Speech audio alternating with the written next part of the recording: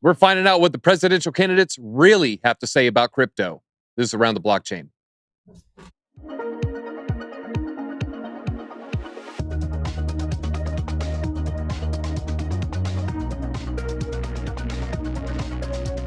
Hey, how's everybody doing today? Make sure you hit that like button. Today, we're talking about PayPal. We're talking about Microsoft teaming up with Goldman Sachs. And of course, 4 presidential candidates and what they have to say about Bitcoin, cryptocurrencies, and what their policies might be. And maybe if they get elected, it could affect your wallet, our bags for sure. We have a great lineup. We're going to get right into it. On the top left, guys, he has a video dropping at 7:30. Go into the description. Make sure you follow. Make sure you have notifications turned on. Talking about Joe Parys. Joe, can you give us on any hint on what this video is about? Meme coins, DZ, is going to be about those meme coins. You know, it's a hot trending topic, so we're rolling with it. And I got a couple of surprises in there. Yeah. One of the first episodes, we're not talking about Pepe. Also on today, we have Crypto Factor. Crypto Factor, what are you working on? What can they expect coming out of the channel? Oh, you're muted. Muted. So I'm working on my microphone, but I'm also working on the video actually outdoors. It's kind of like one of those Bitcoin awareness videos that should be dropping in about a week. All right, looking forward to that one. Also, make sure you have notifications on. Also have on Shroom, part of the Investing Bros. Where can they find your content at? So we don't post content on the internet. Just kidding. Investing Bros is on Twitter, on YouTube, and I really appreciate that. You made me think for a minute. So I was like, wait a minute, is it a newsletter going? Did they rebrand? I didn't know where you're going with that one. You had DZ on his toes. Also, he has meme coins keeping him on his toes. It is Crypto Keeper. I heard you finally caught the bug. You've been staying away. Have you jumped in lately? Is that true? Yes, true story. I am guilty as charged. I know I'm going to get crucified for it because I've been so vocal about meme coins, but I'm in. You know, Bambi to the moon, baby. Let's go. I didn't know which one you're going to say there. Hey, I'm all for it. All right, let's get right into it. And first, we're going to talk about PayPal. PayPal has, I don't want to say secretly, but they've been holding a giant bag of crypto on their corporate treasury. Talking about to the tune of nearly $1 billion is $943 million worth of customer assets, $500 million in Bitcoin, ETH, $362 million, Bitcoin Cash, and Litecoin, $82 million there, showing a 56% increase over the previous quarter. So they've gone from 600 million all the way up to 900 million, 934. It seems like it's moving on the way up. They recently rolled out crypto transfers with Venmo and adding out different integrations with their software suite. And then Consensus also has a little feature allowing people to buy ETH via PayPal just to fund their wallets here. So we're seeing corporate interest. We're seeing that treasury balloon. It's jumping up hundreds of millions of dollars just in a quarter here. Crypto Factor. Will other big corporations reveal large crypto positions in the coming 12 months, coming 24 months? And do you have any predictions on any wild cards? So the more acceptable cryptocurrency becomes in generally, right? More companies get in. No one wants to be first. No one wants to be last. The more revealment there will be. But basically, yes, there will be more companies revealing this. I mean, Tesla made a good start. I'm not saying it was the first one, but Tesla made an impact. You got PayPal now, but we've known this for a while. But there should be other companies revealing it too, because they don't want to be left behind. They want to show innovation. They want to show they're in front of the curve. So basically, yes, we will see some. As for wild cards, I would probably go into the apparel business, but I have no wild card of my own. Okay, it wouldn't surprise me. Nike has been teaming up with Artifact. They've been doing a lot of pushes. Puma. So I can see some of these shoe manufacturers with the NFT drops. That wouldn't surprise me. They end up storing some of this ETH. Probably a good move in the long run here. Shroom, what do you think it says about U.S. regulators? PayPal is comfortable holding $1 billion worth of Bitcoin and other crypto assets. Does that change the temperature of the room when it comes to regulators and these big corporate entities? Wow, that is a great question, DZ. I think that the way that PayPal sees themselves is a big corporate entity that has disrupted what was once thought to be an disruptable industry of finance and money transfers at the retail level, right? PayPal came in, founded by Elon Musk and other brilliant folks there at the PayPal Mafia, and they came in and they disrupted the one of the biggest markets, like I said, right? And so they think of themselves as a big fish in a big pond, right? And they like to swim around and flap around, and they're not afraid to splash everybody every once in a while.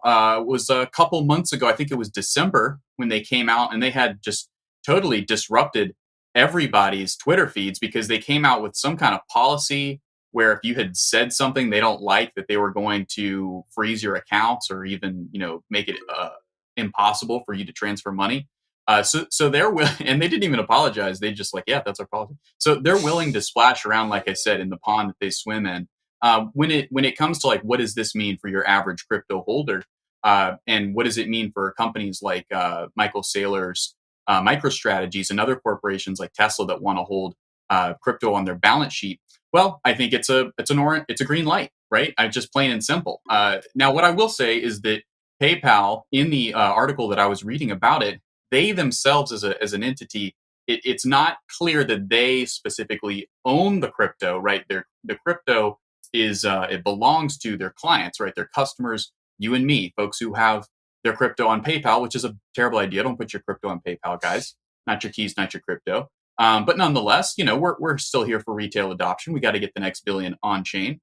So you can't be mad at people who are putting crypto on PayPal. But nonetheless, it's not clear that PayPal, the corporate entity, is actually in custody of crypto. So it's not clear to me, at least. Maybe there's some people on the panel, maybe there's some people watching at home right now that know better than I do. But what I would say is until PayPal actually crosses that threshold and they purchase crypto and put it on their balance sheet and it's owned by them 100%, then that there's still a little bit of ambiguity. And if they find themselves in the court of law, I think it's easy for them to make the case, oh, we had no idea about this digital assets. We were just providing custodial services of the kind that we always provide for our clients. They could probably weasel themselves out of some kind of claim against them. Now, what I will say is there are companies that have come out, markedly what I said before. Michael Saylor's MicroStrategies and Elon Musk's, maybe you've heard of him. Elon Musk, he makes his way around the news every once in a while. Tesla, right? They have Bitcoin in the case of MicroStrategies and Tesla also, I believe, has Doge. I think they do still have it on their official balance sheets. And is the SEC pounding on their door trying to shut down those corporations? They're not, right? So I don't think that PayPal showing on their 10K that their clients own crypto and digital assets is really that much of a challenge for the SEC. I think that this is kind of just the standard now, and for American and global businesses, that it's not really crossing a threshold in their eyes, in the SEC's eyes, and Gary Gensler's eyes, for a corporation to hold crypto. Now, there could be more steps that PayPal were to take, right? If they were to start issuing loans against crypto, that would be a step forward in the threshold. A major corporation like PayPal doing something like that would be quite a move.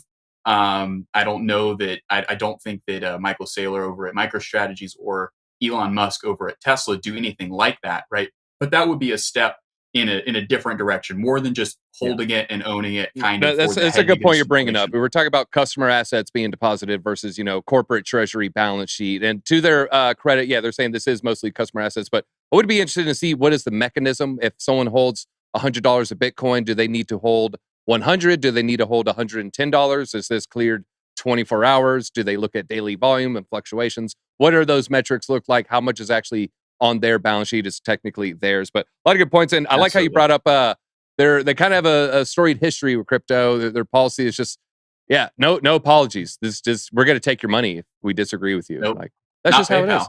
Hey, you read the fine print, of course. We all read the fine print. All right. Well, speaking of, fine print, there's a lot of positives, negatives in this terms of service. No one really knows, what's going on. No one really reads this thing. But Joe, he brought up a good point. Not your keys, not your crypto. On one hand, it's onboarding all these people. On the other hand, you read the fine print. You don't know. It's not actually yours. They hold your Bitcoin.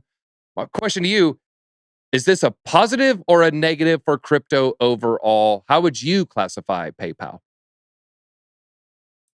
Well, thanks again for having me back on the show. Smash up the like button. And I just want to say that overall, I would say that it is a positive for sure. And the reason why is just for ease of use. So a lot of people already, they're comfortable with PayPal. They have a PayPal account. I've had a PayPal account for years. And, I got money on there. You just, with 2 clicks of a button, DZ, you buy it and it's sitting there for you. So for people to at least be introduced to cryptocurrency, this could be a little gateway to kind of get them into it. I remember when I first started crypto, I was clueless, and I, like to think that I'm a somewhat smart individual, right? Like a thinker. And it took me time to actually learn all these different things. What's a wallet? What's this address? How do I send all of this? With PayPal, you just click the button. There you go. You can do as little as like $1, and then you're in the game, right? And then from there, once you're in the game, you basically get to continue to learn, right? So we got to get people in and get their interest. And I think with these meme coins that we've been seeing, it's interesting now, right? Now you have these BRC20 tokens. It's interesting. So I think PayPal is good though. Why? There's money in PayPal. They already have $1 billion worth of assets, like they said. That's a good start. What if they got to 10? What would that mean for everybody else? Probably positive things, in my opinion. So that's kind of, I'm looking at it from that perspective. I understand the negative parts of it that's been discussed, but for me personally, I think it's good. Let's keep it going. Yeah, at the end of the day, onboarding probably is going to be a greater good overall. I tend to agree with that. Well, Crypto Keeper, I got some stats for you, and I even got some Gen X stats because we might be out of touch here. 56% of Americans report they have used a PayPal account, but with Gen X users or Gen X people, 85% have used PayPal in the past. Can PayPal be what gets crypto to the mainstream? Great question. Thanks for being here, or happy to be here, I should say, rather. Smash the like, as Joe was saying. Make sure to do that. That's part of the YouTube algo. We need it. All right, so check it out. So first of all, you just got the algo community heated up. They heard algo, and now they're spamming the chat with it. I made this a self-fulfilling prophecy. Spam algo. Got it. So thank you for reminding me that I'm not Gen X. I am old, so I might be out of touch. However, I don't know that it's going to be PayPal specifically that's going to drive this, but it's going to be companies like PayPal that are going to drive this. I think that as Joe was alluding to, crypto was not easy when you first get in. And so people being comfortable with already using a platform, now all of a sudden it's like, oh, this is somewhere that I go. I'll give you an example. My sister started looking into crypto because she saw it on Venmo. I think it was Venmo, had like some basic little classes that they were giving on crypto.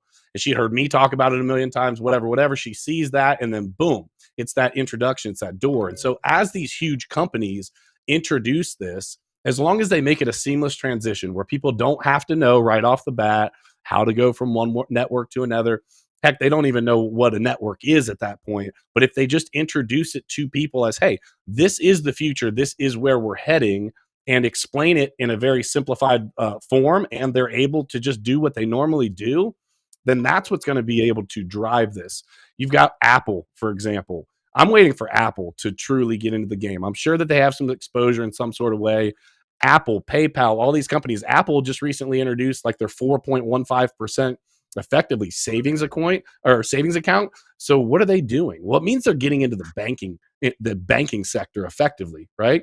And so if PayPal, if Apple, if they're all getting into that and they're interested in jumping into that realm, then they have to have exposure to crypto. This is not an option at this point. It can be 1%, it can be 5%, whatever that number is. The fact that they are the fact that we're having this conversation means the adoption is driving in that direction. Because a year and a half ago, maybe a couple years ago, you start talking about PayPal getting into crypto, Apple getting into crypto, and people would think you're freaking nuts. You have that conversation at the dinner table. Yeah, right. Well, it's happening now. So it's going to be these big corporations that are going to drive this. And again, it's just going to come down to, is it easy to use? Do people not have to truly understand the inner workings of blockchain? Then yeah, it's going to be what's going to drive it long term for sure. All right, we have a comment from Eric Wallen, +1 keeper for having hair. So I wanted to give you one extra point right there. No, a lot of good points there. 85. You're not out of touch, Crypto Keeper. You're not out of touch. You're all right, thank you. You got your pulse to the streets. I'm with it. Okay, you're with it. You're with it. All right. Well, I'll tell you what's not with it. Microsoft and Goldman Sachs teaming up. I'm not down with that. Are you down with that? Here we have a little headline here. Microsoft, Goldman Sachs, others partner in new blockchain network is the Canton blockchain. It launches a digital asset blockchain and a group of firms, Microsoft, Goldman, Deloitte. Let's see, I have a couple other. Paxos also going to be involved, a few others. Now, this is smart contract languages. DAML is the Canton blockchain. So it's a lot of buzzwords, and I started digging into it. It's a privacy-enabled blockchain that is, it makes it where you can hide your information if you want to, so it doesn't have to be public. Every node on the network only has information on a need to know basis or an allowed to know basis. So it is permissioned, however, still privacy enabled. So maybe they want to hide some information while sharing other information. This is the blockchain for you. No immutable ledger, no transparency, no knowing what all the transactions are that are happening at the network here. But they want to tokenize every single asset class. I have this is a VP from one of their corporate partners here, Sabo Global Markets. The tokenization of real world assets may offer an unprecedented opportunity to create new market infrastructure. Joe Parys, you're hearing this comment. They want to tokenize everything, a new market infrastructure. What can actually potentially be tokenized here? What do you see actually being? Is it going to be stocks like, say, my Tesla stock, Microsoft stock? Will it be real estate or car titles? I mean, what do you see emerging first? Yeah, I mean, I could definitely see real estate, and I could also see the tokenization of stocks. I mean, I could see everything be really tokenized. I know it's kind of like a broad answer, but I would start with real estate because, if you have and you make a lot of money in crypto, which is not that crazy to do, it's possible. And we saw people become overnight millionaires really in 2 weeks with, Pepe. Now you're sitting on a couple $1,000,000. Let's say you want to go buy real estate, but you're sitting in USDC or ETH or something, and you got to send that to a bank and all this other stuff. Like, it's a pain in the butt to do that because if you send like millions of dollars to a bank, they're going to have questions for you. Okay. Like, it's going to be like, where did this come from? And then it's like a whole situation, and then it's like, yeah. Joe, if you go up to the teller and you say, "Hey, I just hodl it," is that not a good answer? I mean, I do just hodl it, and that should be a good enough answer, but she might look at you crazy, and so they don't really operate like that. So when you're moving with bigger amounts of money, tokenization I think is going to be really, really important. In real estate, if you want to buy a place in cash, which people who have a lot of money do that. That's certainly something that I think will evolve over time, and I think it has a real use case. Vehicles and cars as well. I mean, if you want to buy a car, you want to go to a sports game, right? I mean, there's a million different things that I think are going to happen, and we're already starting to see some of this.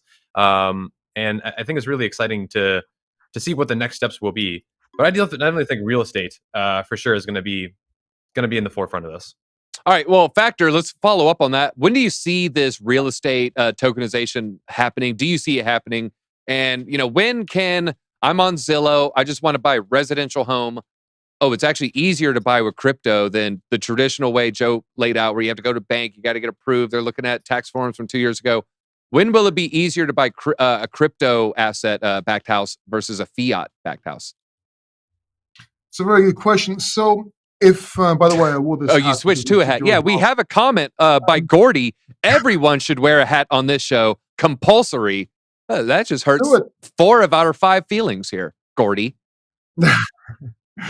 All right, look. So, if this happened, if NFTs, if tokenization, if we were talking about this about 20 years ago, 10, 20 years ago, I would be saying that one of the first industries to actually get this done, my dog, would be the timeshare industry. And I don't know if you guys know what timeshare is. I used to actually consult and manage timeshare companies. But that's basically, just real quick, it's when you take a bedroom in a hotel, you split it up into the weeks of the year, and you can actually buy those weeks, and they're yours forever, or depending which country you are in, and you basically own a title deed. Now, this is all done in a legal but weird way because it's not exactly real estate apartments. But if they found a way to do that, it would be very easy to use NFTs, they used to be called deeds, NFTs in order to sell timeshares, for example. And that can go for anything, basically. I'll give a really good idea right now for something that can become tokenized. That actually, no, I'm not going to do that. I'm not going to say that idea. I think I might do that myself. But yeah, but Nice. apartments Give me a generally, call. it might not be buying a car straight away, even though I do think that will become your keys will be your NFT, and you can sell your car like that.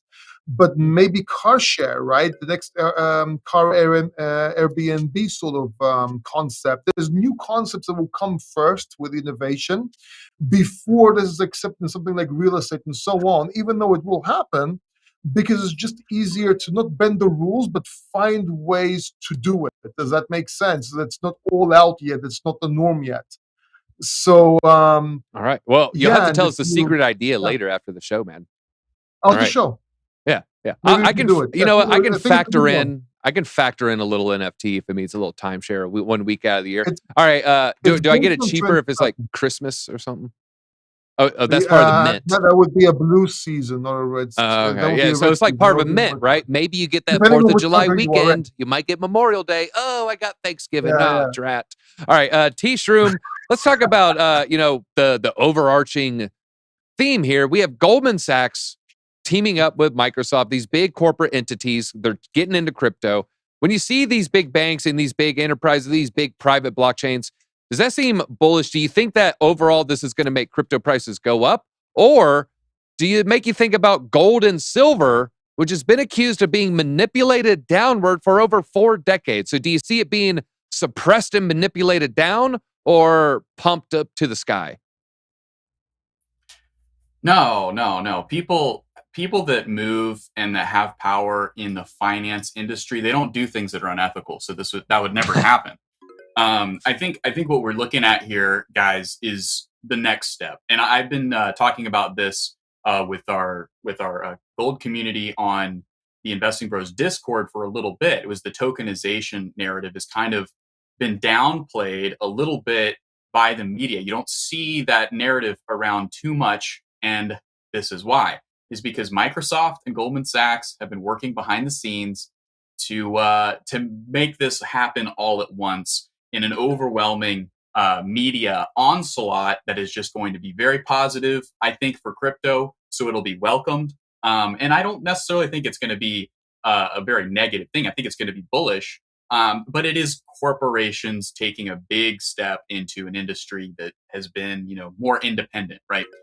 But here's the thing, guys, is Goldman Sachs and Microsoft, right? These are giant corporations who work in Washington every single day. They're spending millions of dollars for the top lobbyists in the world to go to work and try to get the US government to do things that they want, whatever that is.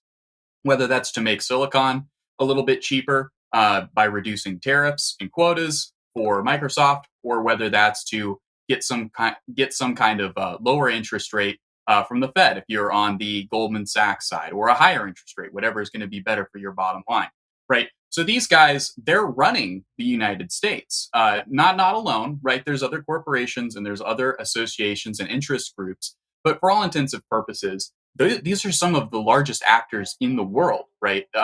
Microsoft is in the top 3. I think it's number 2 in terms of company market cap. I believe it's 1.7 trillion. I don't know why I'm trying to guess it. It's the number 2 company in the world. Goldman Sachs actually sucks pretty bad, but they're still up in the top 20. And historically, they've been extremely dominant in Washington with their influence. Most of the Secretary of the Treasuries over the last, I believe, 10 administrations, I think half of them have been ex-Goldman Sachs executives, right? So again, just kind of building on the point that these corporations, they're not new to power, right? They've been clocking this whole crypto and blockchain thing for a while. They've known what they wanted to do kind of at the periphery. And as the technology has developed, they've kind of honed and figured out exactly where they want to focus. And tokenization is kind of the most logical conclusion for these giant corporate interests to go ahead and mobilize the resources. So what do they want to do? Because that's the real question. What do they want to do, and how can you make money off of it? I know that you're sitting there in your office chair, on your couch, riding your horse. My main in your question was, equestrian- there's theories that Goldman Sachs and others have suppressed silver prices, have suppressed gold prices, so they can accumulate more. Would they Right. do that to Bitcoin, or would they pump it? No, because I don't think this has anything to do with the futures market. I think that so the way that the Good gold point. and silver is able to be suppressed is through the futures market, and Bitcoin already has a futures market. Is it being suppressed? Okay, so that Probably. futures market would be too large for them to really just jump in and make a big splash versus gold, because Binance and all the decentralized and all the Well, other players in the space already have a head start, a lot of volume already. I don't know that there's the same market forces and the same powerful interests at play here, because the reason why gold is suppressed on the markets that it's suppressed on is because the Federal Reserve doesn't want gold prices going up so steadily year over year, because people will say, why am I holding these treasuries? Why am I holding these dollars? I'm going to go ahead and buy. Oh, yes.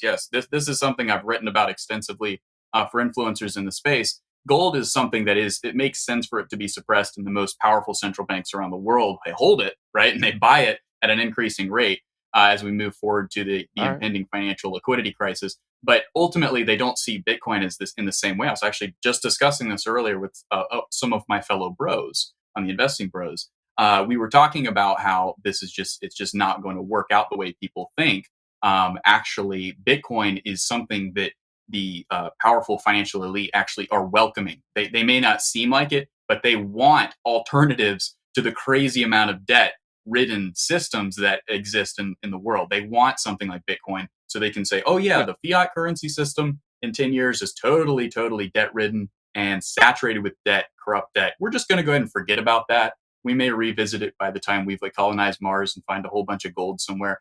But we're going to go ahead and move on to the blockchain, and we don't know anybody anything, and there's not going to be any war, and it'll all be hunky-dory. Good. Actually, really good theory. I'm picking up what you're putting down, and I'm not smelling anything fishy. I'll tell you that. All right, Crypto Keeper, I want to just ask, kind of a broad investing strategy here. Is there money to be had following these big enterprise players when they step into a blockchain? Whether it's when this coin launches, whether it's a L2 that launches and it's immediately $400 million market cap, a coin similar to ICP, day one, it's on Coinbase, it's a top 20. Following big money, is that a successful strategy, or would you maybe caution something different? Well, I mean, any investment is, a gamble of sorts. And so you need to be aware of what your risk tolerance is for what you're doing. And crypto right now is still kind of the Wild West. There is a lot of downside possibility, but the upside possibility is so insane that I think you'd be crazy not to expose yourself to it. Now, you're asking if it's a good investment strategy, which, by the way, we're not advising anyone. We are not financial advisors, but as I see it, people have made generational wealth or have taken money at a steady rate for so long at 7.5% with the stock market, for example, taking a couple percent here and there on real estate. And the difference is we live in a world now that inflation has gone so crazy that we can't keep up with it. Problem, right? The other thing is people are so short. I mean, everything needs to have it right now. I got to have it right now. And ultimately, nobody has any patience. If you have patience in the crypto game, it's one of the things sometimes why I'm boring with crypto, because I got in, I continue to stack, and I'm patient with it. And I know where I want it to be in 2030, 2040, 2050, transferring this over to my daughter. But it's the patience that you need. If you think that you're just going to jump in day one right behind big money and just rock out, no, that time I think is over. The market cap, especially on the larger assets like Bitcoin, Ethereum, et cetera, the market cap's so large, it's going to take time to move. But let's look at it. 7.5% has been looked at as a gold mine, has helped people accumulate money for a long time. What if we're at 10, 15, 20, 30%, 50%, 100%? There's still massive upside in Bitcoin. So you can take the amount of time to where people were continuing to 7.5%, 7.5%. I think it's going to be a little while before we don't have the volatility. And so why not take advantage of it right now? So do I believe that following them can be a great thing? Absolutely. You need to have risk tolerance and know what you're getting into, but I think it's a patience game. It's just saying, hey, listen, I'm willing to risk this amount of money to have exposure to this upside. And I'm also willing, and this is the key thing for our Gen Xers, if you will, you have to be patient. But what's fighting against that is the things that the Fed has been doing, is interest rates, is inflation. These are all fighting against those investments. And so, yeah, I think that it can, but like I said, just ease on into it. Yeah, and there's a good time. Sometimes you can just wait a little bit. I think we, maybe we might see it with SWE. I think we saw it with Aptos and some of the other ones just pushed by these big firms. DZ equals MC squared divided by 80s TV shows times 90s musics divided by pi multiplied by lyrics multiplied by sitcoms divided by famous quotes. I'll take that. I'll take that. All right, sounds good. All right, well, speaking of famous quotes, 7 years ago, we had we're talking about Bitcoin and the presidential candidates. That's right. Here is what the hopefuls are saying about crypto. We're only going to talk about 4 people here, 2 from the left, 2 from the right. I'm sorry, Nikki Haley. Sorry, Cruz. We'll have to skip y'all maybe next episode. We'll talk about RFK and Biden on the left. We're going to talk about Trump and DeSantis on the right. I think it's fair to say there's probably good odds we're going to see one of these 4 people elected, if not seeing 2 of those 4 people run against each other. But they all have unique crypto positions. Let's start with Biden. Biden, he's the current president, of course. His current stance is pretty clear. He has a 30% tax that he is proposing for crypto mining revenue here. So if it costs you $90 to make $100 worth of Bitcoin, you're then going to get a $27 tax added to that, where your $100 of Bitcoin then costs you $117. So then you're looking from a $10 gain to a $17 loss. If we keep going, Biden, that's RFK. Big news here. He's making his first public appearance since announcing his candidacy at Bitcoin Miami. He just announced that earlier this week. So that would be pretty cool seeing him there. He tweeted, here's his stance on crypto. It is a mistake when talking about Biden's policy. It is a mistake for the U.S. government to hobble the industry and drive innovation elsewhere. Biden's proposed 30% tax on crypto mining is a bad idea. He's not the only one who hates it. We also have Trump. He's a little bit back and forth. He's a little wish-washy. He's been stating how Bitcoin is bad when it comes to the dollar hegemony. This is a 2019 tweet. Not a fan of Bitcoin and other cryptocurrencies. They're not money, and they're based on thin air. And then later, he releases 45,000 Polygon NFTs. So obviously, he's a little all over the place. And DeSantis, he's vowing, to wrap it up, he's vowing to ban CBDCs if they're ever issued from the Treasury Department. He doesn't see him ever being issued by the U.S. From Congress. Here's his quote. I don't think Congress would authorize it, but if the Fed or the Treasury tries to do it unilaterally in Florida, we'll have a prohibition against that. So, all right, that's a good little quick breakdown of the 4 candidates there, I think. Now, all right, Keeper, you're going to Miami. I'm going to throw it to you first. Let's talk about RFK Jr. here. Will the crypto community, he seems to be the most favorable, I would say, when it comes to cryptocurrency. Will the community rally behind him due to his stance on cryptocurrency? And will that affect his chances whatsoever? I think this is an interesting one because a lot of people just vote on the color. Are you blue or are you red? Nice. No, I wasn't going. I wasn't going there. And ultimately, you have RFK, who, if you look at his stance, a lot of his stance, he's a Democrat, but politically, some of the things that he absolutely speaks out against lean very much to the right. He's just like JFK.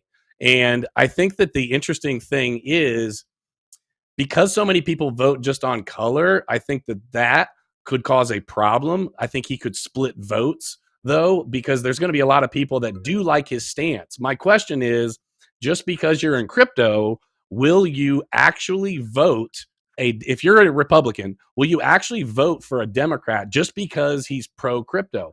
And I think the answer, for the most part, is no. I think a lot of people don't actually dig in and know these candidates' policies. I think they know if they're Democrat. I think they know if they're Republican. I think that the crypto community might rally around some of the things that he talks about. I think that he's going to be an interesting phenomena in this upcoming race, because I do think that there's going to be some votes that are split that otherwise would go the other direction. But I don't think he's going to, I personally don't think that he's going to win. But on the other side of it too, we have Trump and DeSantis, who have kind of been known for not really loving each other, and we could be splitting votes there. So this election is going to be really interesting. I hope that the crypto community can look past crypto in understanding that business, like policies, actually affect small business. Small business affects people to be able to make money, and the money that they spend, that then rolls down to people's ability to have investments. What happens with the Fed? There's so much more than just a crypto policy. The other thing I want to say real quickly is that I think a lot of this is posturing. He might be very much pro crypto, but I think a lot of it is a posture. It is a talking point. It is a hot topic. It gives them the ability to stand on a platform that maybe somebody else hasn't stood on yet. And so I think it'll be interesting to see, because there's a lot of chatter, a lot of talk. Both sides, Democrats and Republicans, they say they're going to do all these great things, and they're pushing for this, and I'm going to do that, and I'm going to reform this. And then they get into office, and they, like Joe Biden, they get in the office and they shit the bed. And I will that's say this: he is speaking at Bitcoin Miami, so if he does flip flop, we will remember. There will be clips, and there will be hell to pay. I'm gonna try to interview him. Maybe makes me think he could be leaning closer to just what he's saying here. We're gonna try to interview him, DZ. All right, that would be nice. All right, Shroom, this is kind of a funny question here. I'm gonna, there's a lot of speculation and mind reading is going to be happening here. Which of these four candidates could describe Bitcoin accurately, and is that important to Shroom? And so the four candidates being Donald Trump, RFK, Biden, DeSantis, and DeSantis. Accurately, well, I think you got to give it to the most eloquent among them, which is Joe Biden. I think he's the most studied on the cutting edge of technology. There, Mr. Biden, our president. No, technically, two of these people are my boss, right? Ron DeSantis is the governor of Florida, and Joe Biden is the president of the United States, and I am a soldier in the Florida National Guard. So they are both technically my boss in equal parts. So I have to be careful. I didn't mean to put you in hot water. I did not know that, Shroom. I'm sorry. I apologize. But tell us, okay. What do you think they'll do with the nuclear football? No, okay, kidding. They'll handle it with care and diplomacy in a way that is in keeping with the highest values of the United States of America. So help me God. But no, I think that the most eloquent, probably, man, it's a good one. I'd say RFK. He's impressed me the most with coming forward with his understanding of crypto. But nobody has issued an NFT line like your boy Donald Trump, right? So you kind of got to give it to him a little bit too. And his wife dropped something on Solana. Yeah. Oh, there you go. At the end of the day, though, I don't think any of these individuals, any of these candidates and incumbents have been able to get into a point in their life where they were actually developers, right? And neither have I, right? Just to be clear. But when you become a developer and you understand blockchain, you understand code and programming and all these different languages and how they work together and what interoperability even is and like why that's important, things start to become a lot clearer. And what these gentlemen have to end up doing, and ladies have to do, is they have to outsource all of their knowledge to their aides, right? And to experts and to those lobbyists that we hear so much about.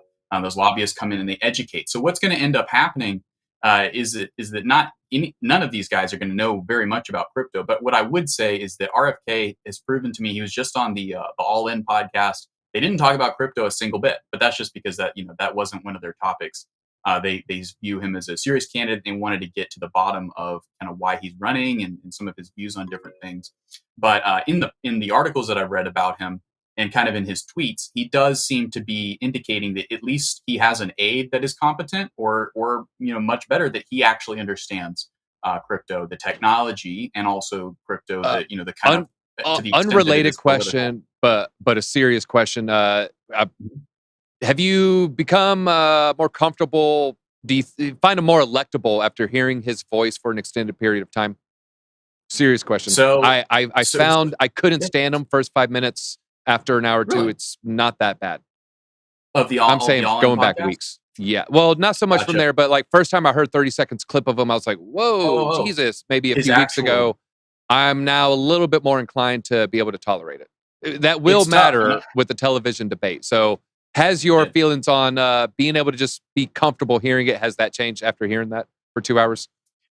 That's actually a good point, DZ. And in the back of my mind, I considered it. It is extremely important because the American people and just giant masses of electors in general, they do think very shallowly. And what DZ is referring to is RFK has a very I'm not going to try and impersonate him because I don't that might be a disability, but he has a voice that is makes him sound very elderly and potentially could be communicated as weak, could be interpreted as weak and fragile. That does not pull well. That does not translate well to the American people. They want a big, strong, very Like youthful Biden. sometimes. Yeah, like Biden, exactly. They want the prime, the The picture of kids, health. they touched my leg Like hair in the pool. All right, all right. Well, I was just exactly. wondering your 2 cents on that. I found it a lot more tolerable as I listened at first. After 30 minutes, probably didn't mind at all. So, all right, cool. But he has All a right. lot more to say about like COVID and the pandemic and things like Yeah, that. well, we're not gonna be. And We gotta be careful here. All right, Joe. Yeah, listen to that. It changed my mind on some things. I will say that. Joe, Trump. We're talking about the chat. They're having a great time talking about Trump back and forth. Some people are talking about that Solana NFT drop. He has signaled different stances on crypto. Joe, where do you think his true feelings lie? And I understand I'm asking you to read his mind. If you had a guess, what's Trump's real feelings here? That's a really tough question. He's a business guy, though, right? So I think that he wants the dollar to be successful. It's the world reserve currency, and like he's had his stance on that. I do think, though, that there's a part of him that knows that crypto is gonna like succeed one way or another. Like you can't really stop it. But I think he kind of just like he had that stance, so he kind of has to stick with it for now. But truthfully, he's not unintelligent enough to be like, oh, this crypto is, worthless, right? Like I think he understands that there is something of value there and that other people value it. And he's I think maybe slowly starting to dabble into it. I mean, with the NFTs and everything else, like you don't just drop an NFT set that sells out like very quickly on a crypto if you weren't, maybe inching your way thinking wise, like, hey, you know what? I know I was not pro crypto, but it's kind of what you guys want, and this is kind of working. So maybe I can flip flop a little bit. At least he's going to give himself some runway to do that. So I think he's actually kind of neutral then. Now that I'm kind of piecing this all together, I'm like, all right, I think he's more like kind of neutral towards it. And that's just kind of my thoughts on what he's really genuinely thinking about. All right. Well, he has his NFT line. It is there is a wallet accumulating ETH every day that belongs to Donald Trump and his team. It's on Polygon, so it's still going to be ETH on Polygon. What do you think he does with the ETH he gets every day? Are they instantly swapping to fiat like every Friday? Or do you think he's stacking his ETH, Joe? I mean, I would imagine he'd be just stacking it, right? I mean, Okay, all right. unless he really needs it. But what do I you think he's he's doing, chat? What do you think is he stacking it or are they selling it for fiat? Let us know in the comments. I'm interested to know what you think. All right, final question here. Crypto factor. I should have asked this to T Shroom. I didn't know. I forgot he was from Florida, and I didn't know he has to navigate shallow waters when it comes to commenting on his bosses here. But do you think that governors warning the Fed, warning the Treasury, if you bring your CBDCs across our border, we're going to ban them? Will that actually stop the Treasury or the Fed from enacting these plans? Okay, so I don't know if that would actually stop the plans, but I'll tell you this. This is one of the most interesting elections that the US is going to go through. And I'm excited. I'm literally excited about it. I'm more excited watching that than Guardians of the Galaxy 3, and I'll tell you why. I actually followed debates. I knew Trump was going to win, actually. I made an announcement that Trump was going to win last time. Didn't expect Biden. But here's what's going on right now. You have DeSantis going against CBDCs. Anybody on the right that didn't like Trump will go with DeSantis. Okay, that's their out. Now, at the same time, anybody on the right that's pro crypto is against CBDC, so they'll go with DeSantis as well. Now, a lot of people will go from the left side. You have Kennedy, right? And he's pro crypto, and he's got just name recognition only. Name recognition will get him a lot of votes. So it's going to be a battle. And for the first, I don't know how this happened, but like, I think it's between Kennedy and DeSantos, maybe Trump as well, maybe, right? But whatever happens is pretty pro crypto there, in my opinion. So it's kind of like a win-win, maybe win situation for the states. As long as Biden doesn't come out again, that's when I'm just going to move into a cave somewhere. Okay. But yeah, that's basically my thoughts on what's If going you had to on. guess, who's walking in January 25? Jay, I'd say Kennedy, just a pure name Ooh, recognition, and the ooh. Democrats are going to want Is to keep Kennedy. the most powerful political family on the left of all time. I'll throw out a quick background on Kennedy. Started out as a corporate, a lawyer going against giant corporations who were polluting America. So he started fighting them. As he was doing that, he realized it's not the corporations that are at fault. It is the governmental agencies overseeing these corporations that are often filled with executives from those teams. Then started going off after the EPA and other governmental agencies. So it was a very interesting background. Is the most establishment family ever, but he's an anti-establishment individual within that family who has no shame saying, "I think the CIA killed my uncle." And so, to me, that takes some Easy. You want to know That some didn't something bode bravery. well. That didn't like bode well you know for that his uncle. when Well, it I mean, was his between that's his and uncle did or the his same dad. thing. Some would say also his dad, who was shot down after winning the California primary, who was also battling an incumbent, a It's very because they're unpopular Gerald anti-establishment, Ford. though. But yeah, I could talk about this all day probably. But that is all we have time for. We ran a little bit long. It's been a great time. Thank you for sticking around this long. Please hit that like button if you haven't done it already. We're only at 328. I know we can get those numbers up, but it looks like T Shroom ended up taking you there. I was trying to stop you on that first one. You saw me saying, "Hey," but T Shroom, it's all love. You still ended up taking it home. Say what you can say as the people on the other side of the camera are pointing things at you. Yes. Well, I'll start off with the Pledge of Allegiance. No, I really do always have a lot of fun coming on here and just talking about the latest things in crypto. I said this last time I was on and I won. Just make sure that you're out there telling people who have a little bit of disposable income about the good news of Bitcoin and other altcoins, right? Of crypto in general. Just don't just just buy it all for yourself and don't tell other people. Go out there and let people know, whether it be your nephew, your employees, your grandparents, whatever it is. And don't push it on them. Don't force anything. But go out there and genuinely do your best to try to evangelize and try to help people understand what crypto is and how they can get involved and how it can benefit them. I am one of the investing bros. You can find us on YouTube. You can find us on Instagram. And Big Eric Wallen got a shout out. He is one of the bros. We love him. He's awesome.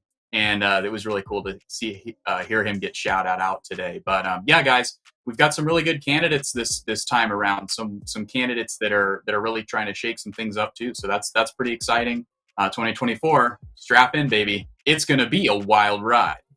All right, that's all we have. And Crunksy with a comment, T Shroom writing a long report after this show. That's all we got. Until next time, easy out. Make sure you go into the description, follow everyone's channels, turn on the notifications if you know what I'm saying.